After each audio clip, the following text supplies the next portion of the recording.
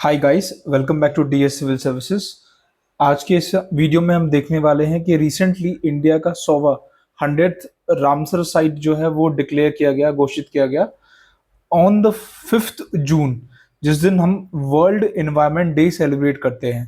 तो 5 जून को world environment day celebrate करते हैं और उसी दिन इंडिया का प्राइम मिनिस्टर साहब ने जो है Jayaprakash Narayan bird sanctuary, Jayaprakash Narayan bird sanctuary जो है, जिसका दूसरा नाम है, जिसको सुरहाताल नाम से भी जानते हैं, तो जय प्रकाश नारायण साहब के नाम पर एक बर्ड सेंचुरी है बलिया के अंदर, डिस्ट्रिक्ट बलिया यूपी के अंदर, जिसका दूसरा नाम सुरहाताल है। उसको 5 जून 2026 को वर्ल्ड एनवायरनमेंट डे के दिन प्राइम मिनिस्टर साहब ने उसको इंडिया का 100वां रामसर साइट घोषित किया।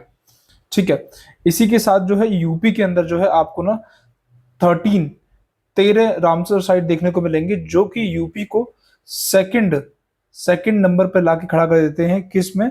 आउट ऑफ 100 जो टोटल रामसर साइट है इंडिया के अंदर, आउट ऑफ 100 जो टोटल रामसर साइट है इंडिया के अंदर, उसमें से 13 जो है वो यूपी के अंदर है और यूपी सेकंड नंबर पे आता है।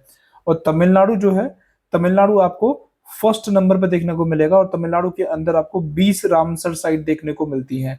20 साइट्स आपको तमिलनाडु के अंदर देखने को मिलती हैं और सेकंड नंबर पे आता है अपना यूपी, जिसके अंदर 13 रामसर साइट जो है आपको देखने को मिलती हैं।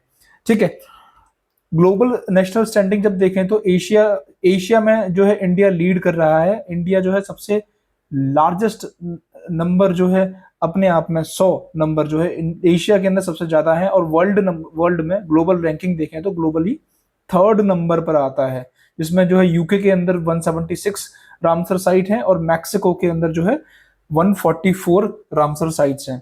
ठीक है, सेंट्रल अमेरिका के अंदर पड़ता है, नॉर्थ अमेरिका जैसे ये जो है नॉर्थ अमेरिका, ठीक है, तो यहां पड़ता है मैक्सिको। मैक्सिको और मैक्सिको के अंदर जो है आपको देखने को मिलेंगी 144 रामसर साइट। ठीक है, और यहाँ पे अटलांटिक, नॉर्थ अटलांटिक ओशियन है और इस जगह पे पड़ता है आपका यूके, और यूके के अंदर आपको सबसे ज्यादा रामसर साइट देखने को मिलती है 176 रामसर साइट, और अपने इंडिया के अंदर देखने को मिलती है कितनी? 100 रामसर साइट्स, जिसमें तमिलनाडु में सबसे ज्यादा है 20 रामसर साइट्स हैं और दूसरे नंबर पर है यूपी। यूपी के अंदर आपको देखने को मिलेंगी 13 रामसर साइट। और रिसेंटली जो 100वां जो हमने माइलस्टोन अचीव किया है, जो कि 100वें नंबर पर जो रामसर साइट जो है अभी डिक्लेयर हुआ है बलिया के अंदर। ठीक है, नेक्स्ट हम देखते हैं व्हाट इज वेटलैंड। तो वेटलैंड एक कंसेप्ट था जिसको रामसर कन्वेंशन में, रामसर एक कन्वेंशन हुई थी, लोगों की बैठक हुई थी, एक बैठक हुई थी जो जिसको साइन किया गया था 1971 के अंदर, 2 फरवरी 1971 के अंदर।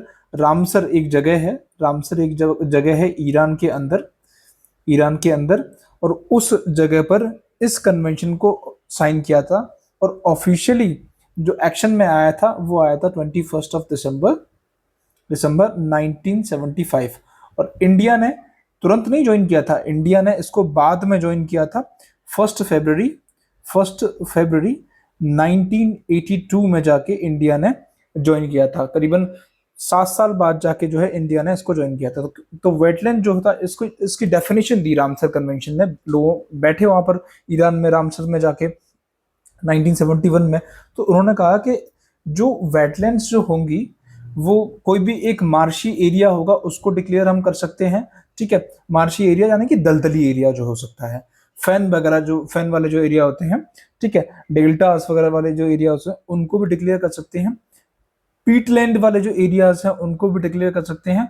वाटर यानी कि जो एक्वाटिक जो एरियाज हैं, जो नेचुरल एरियाज हैं, आर्टिफिशियल एरियाज हैं, ठीक है, परमानेंट एरियाज हैं और टेम्परेरी हैं, उन सब को जो है हम रामसर कन्वेंशन के अंदर रामसर साइट जो है घोषित कर सकते हैं। तो इन लोगों ने ये डिसाइड किया कि वेटलैंड को किस किस तरीके से हम घोषित कर सकते हैं एज ए रामसर साइट, ताकि हम उसका कंजर्वेशन जो है कर सकें वर्ल्ड लेवल पर।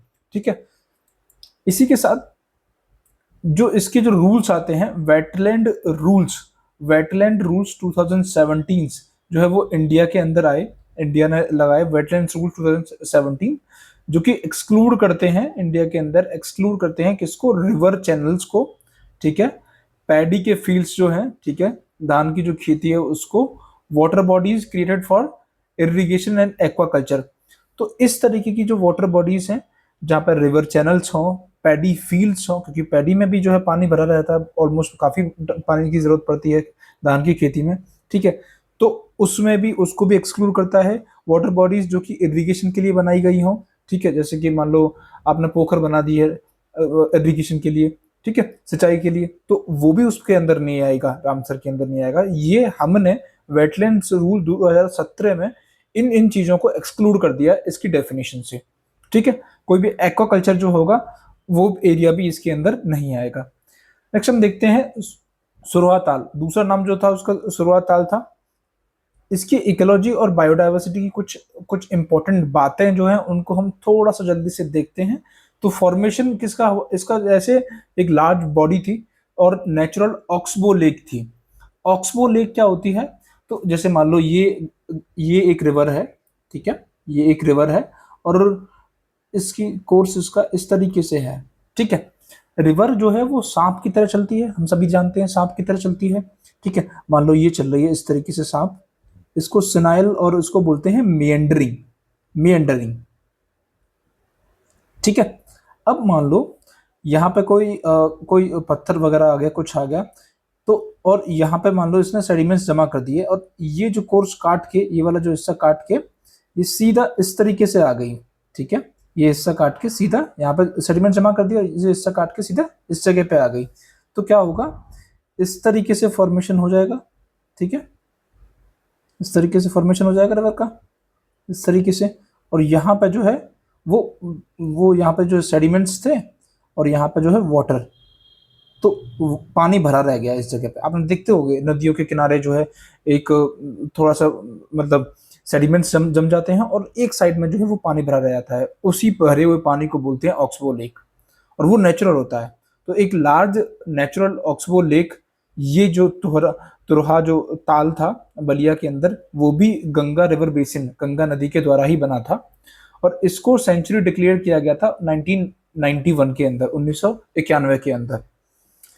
अवीफोना, इसके अंदर एक स्पीसीज अवीफोना अ क्रिटिकल स्टॉपओवर है, ठीक है, जो कि central Asian flyway. Central Asian flyway क्या चीज है, तो कुछ रूट्स हैं, एक तरीके से रास्ते हैं जो एटमॉस्फेयर जो कि बादलों में जो है डिसाइड किए गए हैं कि भाई इस एरिया के अंदर अगर पक्षी जो है रास्ता फॉलो करेंगे तो उनको सेंट्रल एशियन फ्लाईवे बोलेंगे, दूसरे एरिया के अंदर फॉलो करेंगे रास्ता तो उसको दूसरा नाम दिया गया। तो एक ये समझ लो हाईवे है उनका, ये पक्षियों का हाईवे है सेंट्रल एशियन फ्लाईवे, ठीक है। तो सेंट्रल एशियन फ्लाईवे के जो भी पक्षी थे और जो पक्षी हैं वो यहाँ आके रुकते हैं इस ऑक्सबो लेक के अंदर, इस सुरहा ताल के अंदर, ठीक है। और एवीफोना जो है ये स्पीसीज है, ठीक। स्पीसीज जैसे कि और भी हैं, जैसे कि पॉखार्ड, कॉमन पॉखार्ड, इंडियन रिवर टर्न, सारस क्रेन्स, बार हेडेड गीज। तो ये कॉमन पॉखार्ड, इंडियन रिवर टर्न, सारस क्रेन्स, बार हेडेड गीज, तो ये 4 से 5 स्पीसीज जो हैं आपको इस सेंट्रल एशियन फ्लाईवे के अंदर देखने को मिलती हैं, यहाँ पर सुरहा ताल के अंदर, ठीक। यहाँ आपकी कुछ एक्वेटिक लाइफ भी है, करीबन 221 प्लांट स्पीसीज हैं। ये नंबर ऐसा आपको याद रखने की जरूरत नहीं है, बट आप आइडिया रख सकते हो क्योंकि यूपीपीसीएस के अंदर जो है आपको ऐसे सवाल पूछे जा सकते हैं। एंड इसके अंदर 66 फिश स्पीसीज भी आपको देखने को मिलती हैं। कुछ इसमें कुछ वल्नरेबल वलागो अट्टू जो है वो स्पीसीज भी देखने को मिलती है, वल्नरेबल, ठीक है। तो ये याद रखिएगा, गिव मी सेकंड, ठीक। मैमल्स देखें, प्राइम हैबिटेट जो है किस चीज का है, वल्नरेबल फिशिंग कैट, जो फिशिंग कैट जो स्पीसीज है, ठीक है, मछली है, उसका जो है प्राइम हैबिटेट है, उसका जो है हैबिटरी रहने का इलाका है सुरहा ताल। तो कुछ कुल मिला के 2-4 चीजें हैं जो कि सुरहा ताल के अंदर हमने देखी, जो कि भारत का 100वां और 100th रामसर साइट डिक्लेयर हुआ 5 तारीख को। ठीक है, थैंक यू। वीडियो पसंद आया तो प्लीज लाइक करिएगा, चैनल को सब्सक्राइब करिएगा, अपने दोस्तों के साथ ज़्यादा से ज़्यादा शेयर करिएगा। ठीक है, बाय बाय।